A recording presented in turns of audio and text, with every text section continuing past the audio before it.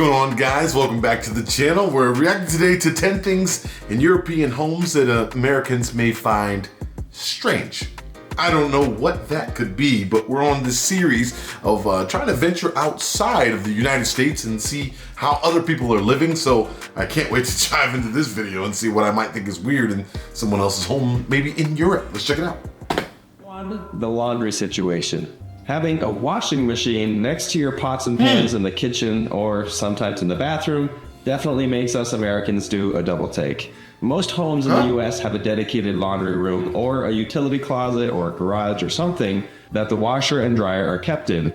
And for many European homes, the washer or a combo washer and dryer is in the kitchen because that's where there is already some plumbing and electricity to be able to extend to the washing machine. Not only that, but so many homes in Europe don't actually have a dryer at all. Or if they do have one, it's smaller and it's used for washing their bed linens and things like that. Whereas in America, we're used to shoving like a cargo load of clothing in there and having it done in an hour, as opposed to hanging it out on lines inside or outside the house. It's something that used to be more common, but I'd say as a standard, we're pretty much accustomed to using our washer and dryer to do all of our laundry all the time.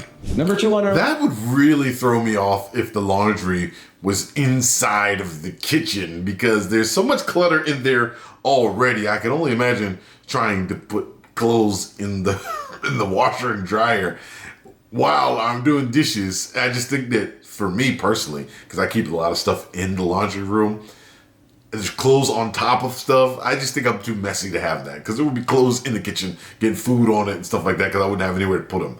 Unless the kitchen was really huge. That would be a huge inconvenience.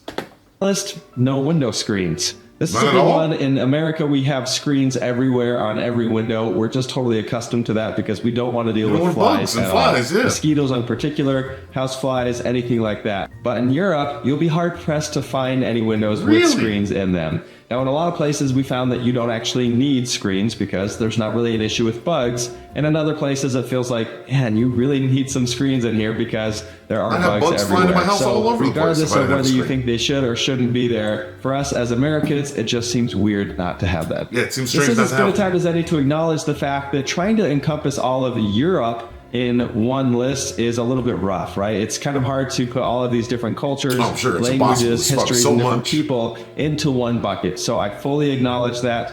And to all of my European friends, if there are any corrections that need to be made on this list or experiences that you have that are different from what we're talking about here, feel free to leave those in the comments to educate both me and the rest of us watching. Number 3 on the list are plugs and switches. These are very different for us when we travel to Europe because there are so many things that are different compared to what we're used to. Now, I'll be the first to admit we are the odd man out when it comes to how we measure things using the imperial system versus metric, as well as the fact that we use 120 volt for so many appliances in America versus 240 volt, which is used almost everywhere else in the world. Our plugs here are called Type A for the grounded and Type B for ungrounded. Europe, on the other hand, uses a whole host of plug types depending on where you live, with the Type F or Schuko plug being one of the most common, at least outside the UK and Ireland.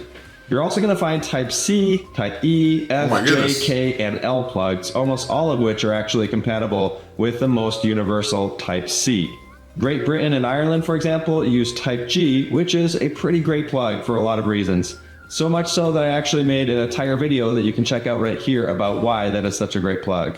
That said, it's not the different types that we Americans find pretty odd about it, but how they're actually grouped together, and the fact that you might find a light switch and a plug and then a separate light switch all in the same plate in the same box. Confusing. Not only that, but we also consider a lot of these light switches to be upside down based on what we're used to. We're used to hitting the top of the switch for the lights to turn on and the bottom to turn off. And here in Europe, it feels like it's just kind of whichever way you want to do it.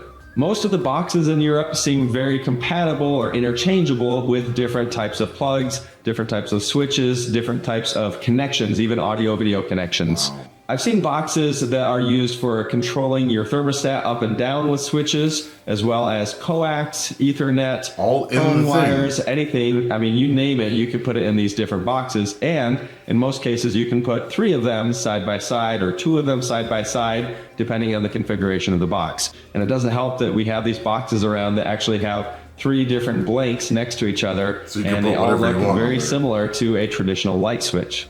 In my video that I did on British plugs or Type G plugs, I received tons of comments saying that the Schuko type is superior and is by far the best plug out there. So I've considered this a couple times, making a video about the Schuko plug versus the Type G plug versus the American plugs. So if that's something of interest, let me know in the comments. But this is a pretty interesting one right here. Number 4. Somebody let me know about the Schuko plug, because why would that be so much better? Does it stop you from having to have a surge protector of sorts? Because that's what it seems like in my mind as of now, that you wouldn't have to have a surge protector if you had those stronger plugs.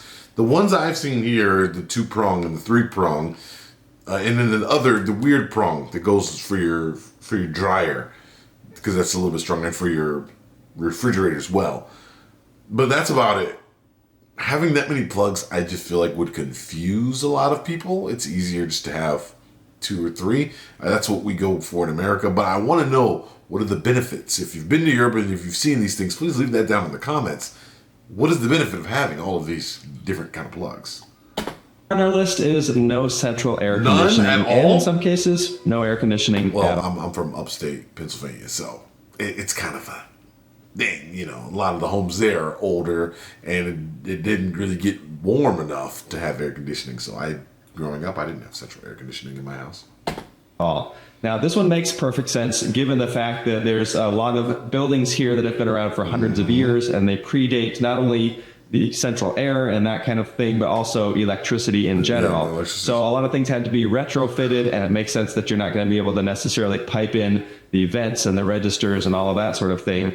But one thing that we do see tons of here in Europe are mini splits. If you're not familiar with mini splits, they are super common outside the United States, and it's basically just an external condenser unit and then an internal head unit that are connected, and they can provide both heating and air conditioning in one unit. But they are limited to a certain room typically, or maybe a couple of rooms at best. These are everywhere in Europe, and they're super common, but another common thing is just to not have air conditioning at all. And for us in America, at least, that's a pretty strange thing. There are very few places in America that don't have air conditioning. I know I'm pretty spoiled. Like if it's 73, 74 degrees, I'm like, let's turn on that AC and get it just to that right comfortable room temperature the way we want it. Going right along with that is the lack of ceiling fans. 73 certainly. I hardly ever see ceiling fans in Europe. They're very uncommon, whereas just about everywhere in the United States has a ceiling fan. Not sure what it is or why that is, but definitely something that I miss seeing and miss having, just that air circulation in the room that comes from having a ceiling fan. On the topic of mini splits, I had the chance to install a mini split in my wood shop, and man, I love it. So if you are interested at all in learning about that and how easy they can be to install, and I'm not going to say it's like super easy, it's definitely something that will take you probably a full day, possibly more, but it's totally worthwhile, so much so that I'm going to be doing one in my new shop, which is coming along nicely, a much larger mini split, and that will give me full control of heating and air conditioning in there. You can check out more about those. But it's hard to, I guess it's hard for us to believe that there could be no air conditioning, being that most of us have access to it and don't have to burn up in the house. And the fans too, the ceiling fan. I remember moving to an apartment that didn't have any ceiling fans, and it was very strange because I was like, it's hot in here and there's no fan.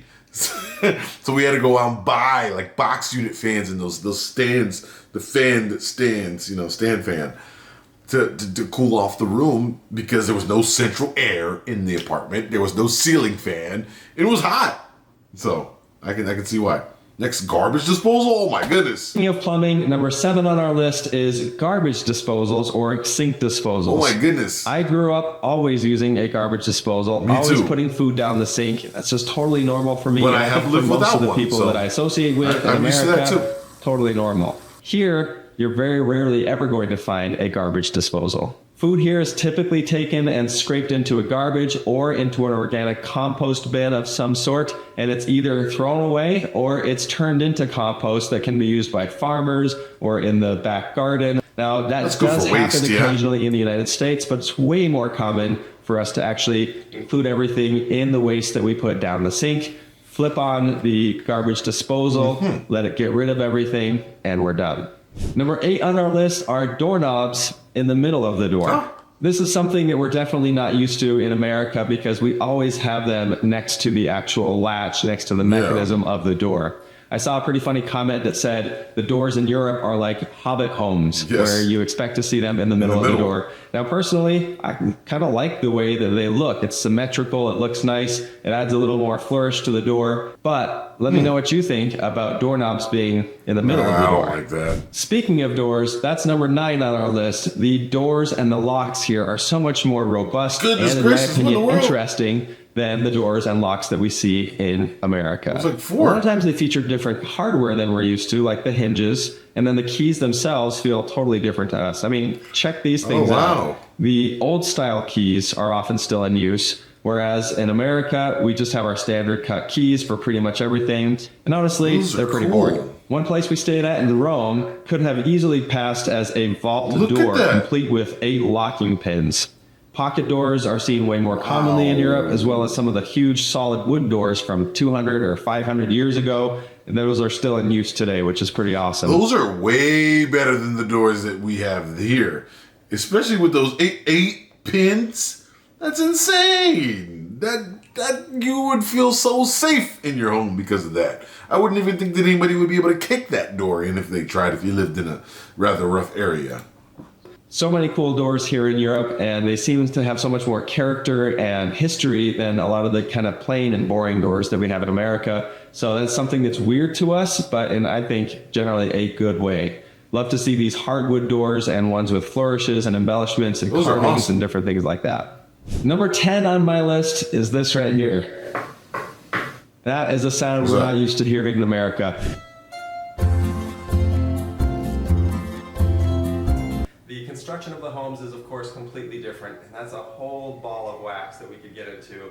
And why it makes sense the way that they're built. But for us, we are definitely not used to these super solid masonry-oriented walls, where they are typically built out of bricks or stones or concrete, and then they're faced with concrete typically, and they have that smooth hardness to them, and there's nothing happening here. There's no knock, really. It's just totally solid. We're used to timber-framed walls with drywall on the outside, and there's a hollowness to them. Even if they're insulated on the inside, they still are what we consider hollow, and they have a certain knocking sound or feature to them.